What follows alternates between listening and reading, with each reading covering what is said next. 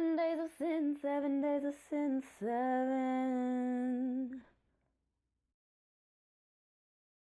Hello, beautiful people, and welcome to day 2 of 7 days of sin. I am your host, Alexandria Ashcroft. For those of you who do not know, I am a romance author.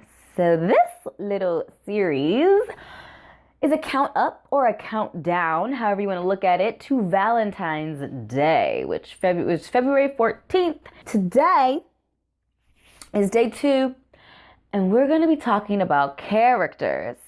And also, what I alluded to in my first video, we're also going to be talking about my, clutch tip on curing writer's block. To beat writer's block, know your characters, know them better than your readers will ever get to know them.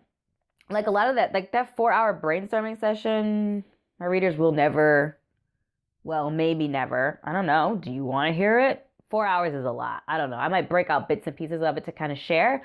Not in this video, but like later. But your readers will never get a hold of that information, and that's okay. You know that character, so you can write them the best because you know them the best. You can write them the best in the situation that they're in the story that you're writing. The second thing I would say is when you're developing characters, use archetypes. Archetypes will help to set a stage for your characters and set an expectation that you can then tear apart as you work through the story. Not completely tear apart, but you can bend and twist to add dimension to your characters by bending and twisting the archetypes. But you have to set the archetype up first and then bend and twist it in a way that's interesting but believable. And then the last piece I would say is to learn your characters, do an interview with your characters, ask a whole bunch of questions. And I was thinking about providing a checklist. I don't know. If you're a writer and you're interested in a checklist, let me know. I know there's a whole bunch of them out there, and I've taken questions from a whole bunch of them that I thought were most pertinent to my stories and kind of use them. But yeah, ask your characters questions, interview them to get to know them a little bit better. And I would also say, if you're dealing with writer's block and you're trying to get to know your characters, or you're trying to get to know the focus of your story, which I think I also talk about focus of story, but anyway, your characters should be the focus of your story, depending on your genre. So I write romance. So for me, my primary plot is easy. It's romance. So it's about the romance of the characters and how they connect on an intimate level throughout the story. So if you have different genres, obviously your main plot's going to be different. But no matter what genre you write in, your characters are primary. You have to know who they are in order to tell their story. And then, so if you're dealing with writer's block, clear your mind of all of the secondary, tertiary subplots that you have going on here, dipping in and out, doing this and that.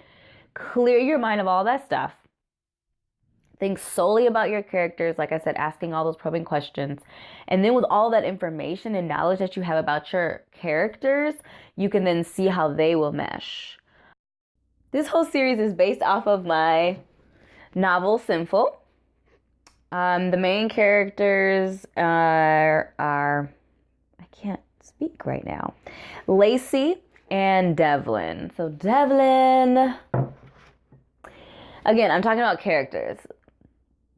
These characters initially met 5 years before Sinnful takes off in a short, erotic short story called Lacey's Sinn, which is currently free on my website, along with its companion story called One Night of Sin, which is that same night through Devlin's perspective. So Lacey's Sin is through Lacey's perspective. One Night of Sin is through Devlin's perspective. At that time, they're just hooking up. Lacey and Devlin are just hooking up, and it's Valentine's Day. And they have no intention at all of like ever seeing each other again. 5 years go by, and they meet up again. So the first question that I would ask myself if I were asking myself questions, which I guess I am, I would ask, why did you make 5 years pass? My answer to that question is, so Devlin and Lacey, at least at the point in time that they meet in Lacey's Sin, were just two different people. Like, they were just two different characters. They wanted two different things. All they could really agree on that night was hooking up that night. Like, Lacey definitely didn't see Devlin as a partner, a long-term partner. He did not fit her vision of like the knight in shining armor, the white knight sort of thing. She had a very like clear vision of what her partner would look like, and it did not look like Devlin. And at that point in time, you know, Devlin was just out in them streets. You know, he was just trying to have fun and stay free and all that kind of stuff. So he wasn't looking for something serious, even though he did feel a connection with Lacey, and Lacey wasn't looking for trouble. Well, she was looking for trouble that night, but she wasn't looking for a long-term trouble, I guess. I don't even know what I'm saying anymore. Anyway, so that's why I decided, like, as I was thinking about how I was going to have the story come together, I was like, well, there needs to be time, because time allows for stuff to happen, good, bad, or indifferent. And their relationship needed a gap, needed space to like breathe and get them from where they were to even out with each other. So Lacey as a character, how did I develop Lacey? So Lacey was actually the first thing that I envisioned when I thought of Lacey's Sin. Like, when that story came into my mind, I envisioned Lacey. So again, Lacey's Sin was written for Valentine's Day. And when I was thinking up her character, I was like, yeah, like, I don't know why I was like, oh my gosh, wouldn't it be cool, like, if I had this character who was just like so into Valentine's Day, and they just had like this doe-eyed vision of a romance and relationships and how men and women should like interact and be together, and have like a really strong personality, and she's like an A1, she's super detail oriented and like micromanaging. So we get a taste of that in the introduction of Lacey's Sin when she's organizing this event.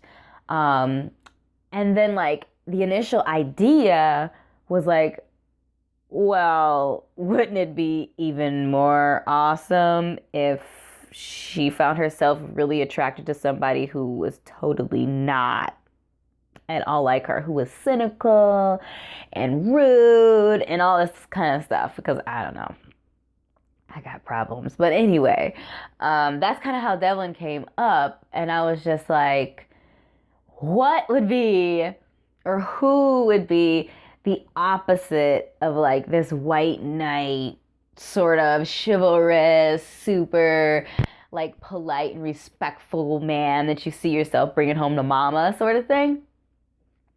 And that's when my biker boyfriend, my biker book boyfriend came into mind. And I was like, ooh, tall, dark, handsome, rude, talks out the side of his face all the time, doesn't give about like much. Perfect. Let's put them in a room together and see what happens. So yeah, so that's kind of how that was my initial thought for Lacey. So 5 years later, she'd been through a relationship, and she's actually a widow in Sinnful. She'd been through a relationship, and she had her white knight, her perfect match, like a guy who like checked off every box. And then tragedy happens and she's widowed and all that kind of stuff. So I guess the next step was like, how might a character like Lacey process that event, process that trauma? And the fact that I was like, okay, so if she's like our good girl, right? Goody goody two shoes, good girl, loves Valentine's Day, loves weddings, loves babies and all that kind of stuff. We gotta throw a little dirt in her pie. Like, she can't be too pristine, you know what I mean? So it's just like, well, maybe there's more of like this desire and attraction to like someone not like her or not like her in an obvious way, because Devlin and Lacey do have some characteristics that align, but they focus so much on the things that are different, that as Sinnful goes along, they figure out those areas where they align, where they connect. They're both business owners, leaders. They might lead in different ways, but they're still leaders. And like her energy, her like A1, detail oriented, prying, question asking type of energy is really good for him to like get down to some of the drama and trauma that's going on in his world. So like my challenge with these two characters, because they're pretty different, was how to find common ground. Because like, yeah, opposites attract. Well, maybe that's a question to you guys. Are you a strong believer in opposites attract? Or are you a strong believer in we attract like energy?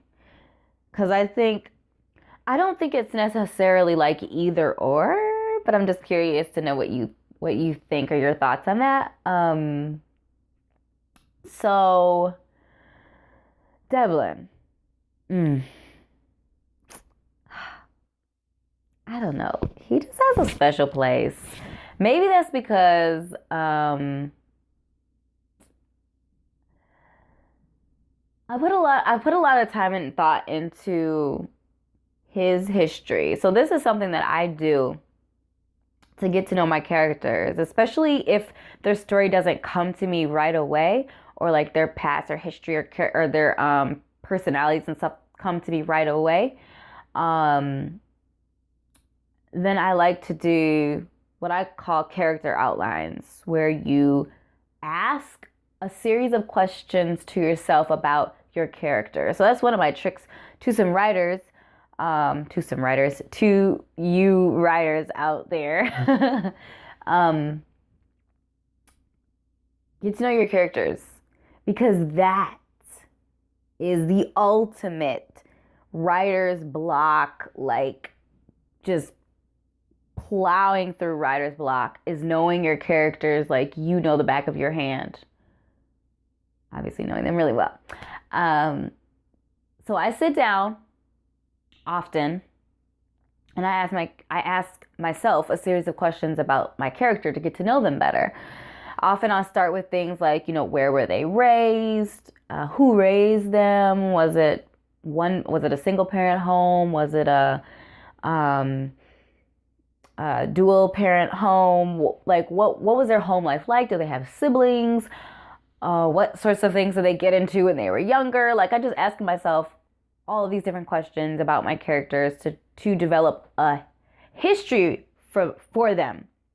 Because when you're writing a story, you're not picking up, well, at least often, you're not picking up from like their birth and walking the reader through like their whole life up until their romance, you know what I mean? Usually you're starting at or close to the romance. So by the time these two meet again in Sinnful, they're probably in their 30s. So 30 years of life happened to them before that.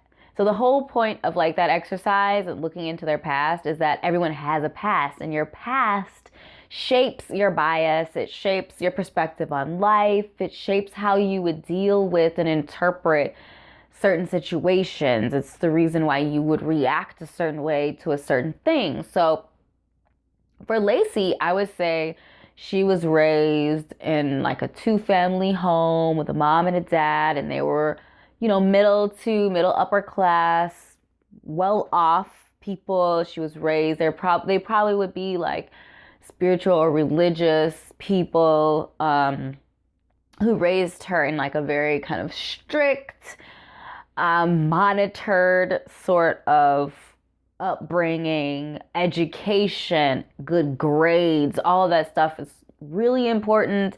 Ranking high, scoring high, participating in extracurricular activities, like that sort of lifestyle and past is how I envision Lacey's past to be like.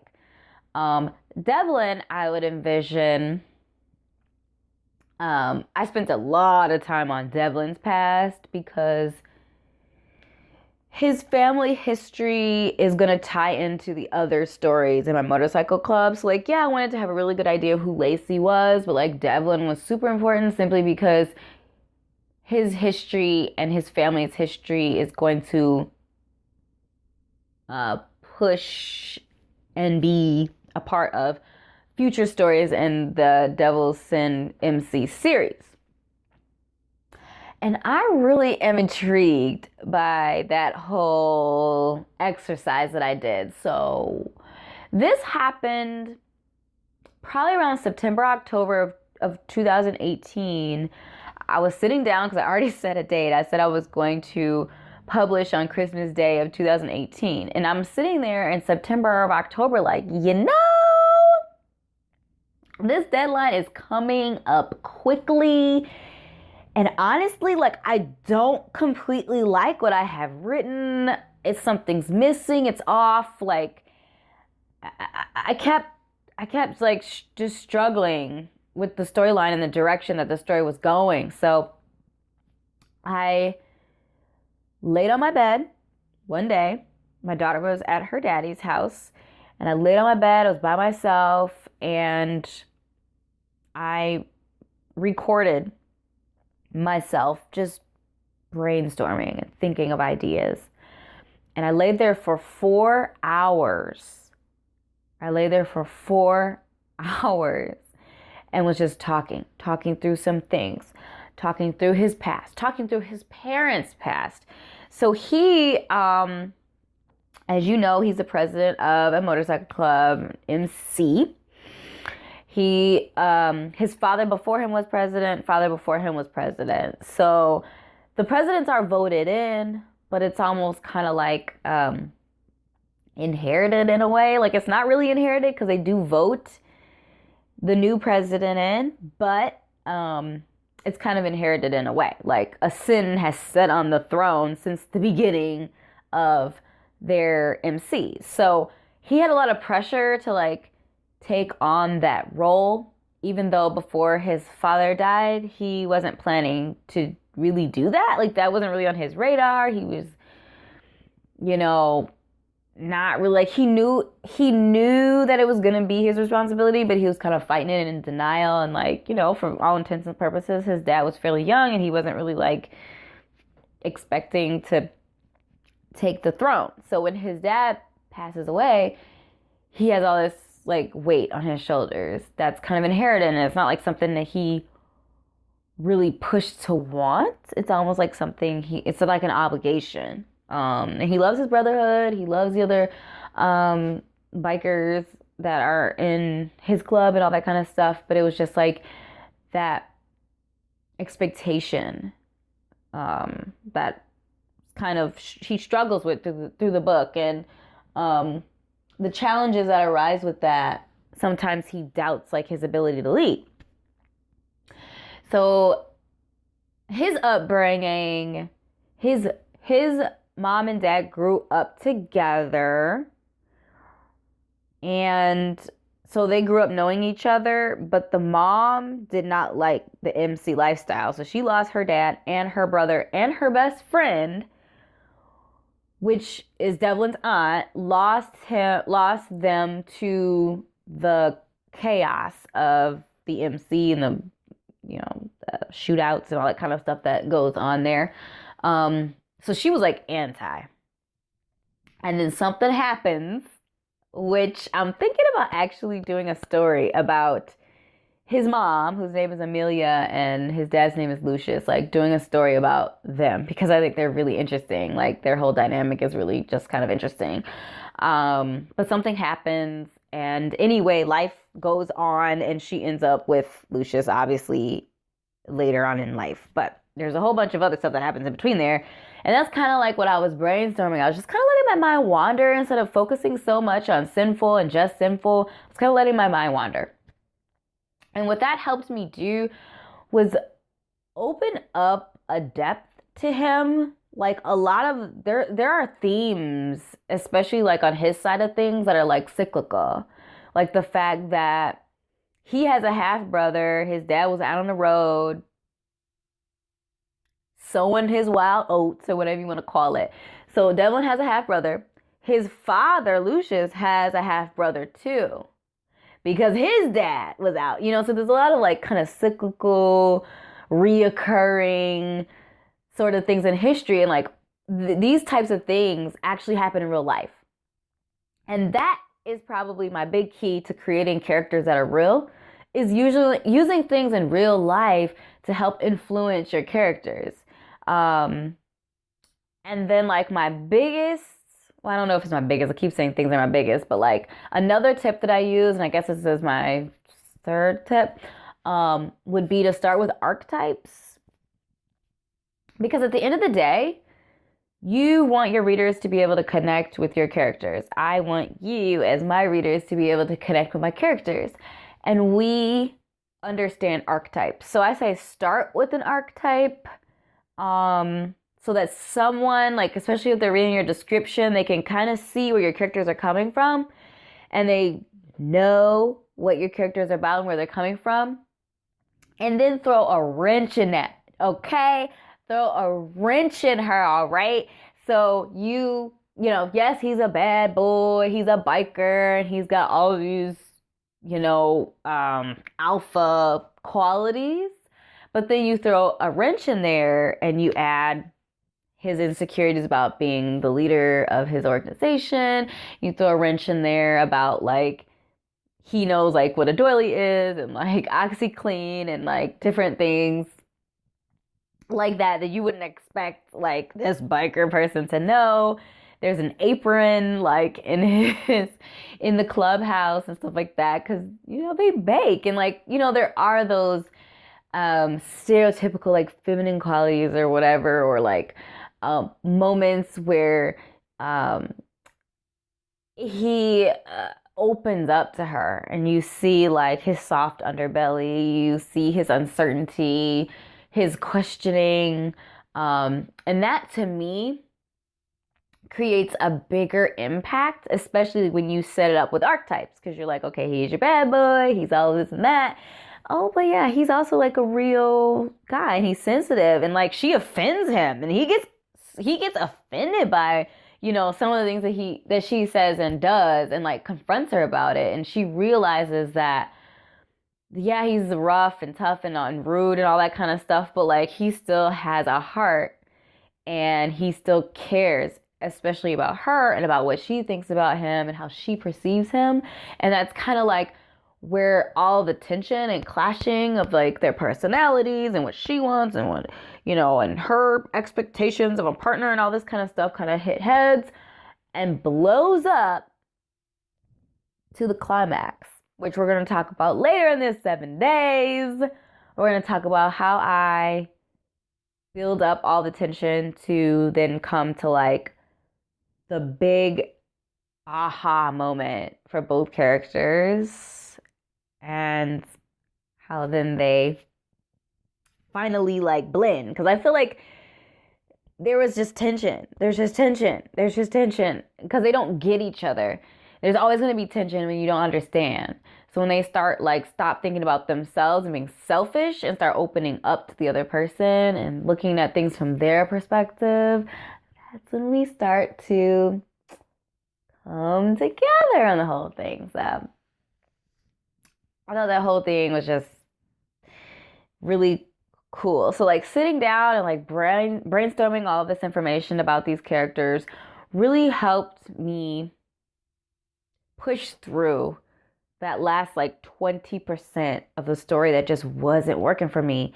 And it helped me really shape and formulate the story to be dynamic. Like, I wasn't sure about them when I first started writing at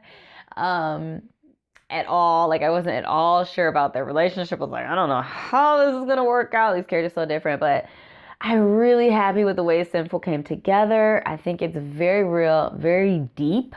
And I think a lot of that has to do with their intimate connection. So not talking about sex, but talking about intimacy and how they bond and build that connection outside the bedroom, which is important for them to work as a couple. And that, I think, is a topic in a couple of days or something like that. So this is just like my first video introduction to characters and how I write my characters. If you like this video, give it a thumbs up. If you're not subscribed, please subscribe. So the trivia question today is, why didn't Devlin want to kiss Lacey on their one night of wild passion? So in Lacey Sinn or One Night of Sinn, why didn't Devlin want to kiss Lacey? Let me know. A survey link to all the trivia questions, because I wanted to give you guys the whole week to find these answers. 99% of the answers you can find for free on my website by reading Lacey Sinn, One Night of Sinn, or the free chapters that I have up for Sinnful. If you're interested in purchasing Sinnful, you can get a paperback version through my website. So this is what you would get from my website. I ordered this off of my website. So this is the quality paperback you'll get off my website. You can also get the paperback version on Amazon. The paperback version is coming to other outlets, but right now it's just on my website and on Amazon. The ebook of Sinnful is available on my website, of course, and Amazon, iBooks, Barnes & Noble, Kobo, and some other like library outlets. I'll have those, everything is in the description, or on my website I show where where you can get all of those. Also, make sure you check out my newest story called Stranger's Kiss. It was just posted earlier this week. So it's available ebook only, and it's available on my website. It's on Amazon now. It's on iBooks. It's on Barnes & Noble, I think, and it's coming to other retailers if it's not there already. Stranger's Kiss. Check that out. Thank you so much for watching. Please give this video a thumbs up. And if you're not subscribed, follow me on Instagram as well. I post regularly, multiple times, often throughout the day. So make sure you keep up with me there. You can read free content on my website in my Story Nook. So the Story Nook tab on my website. And also check me out on Wattpad. The links to everything is going to be below. Thank you so much again for your time. I appreciate it. And I will see you tomorrow, which will be day 3 of our 7 days of Sinn.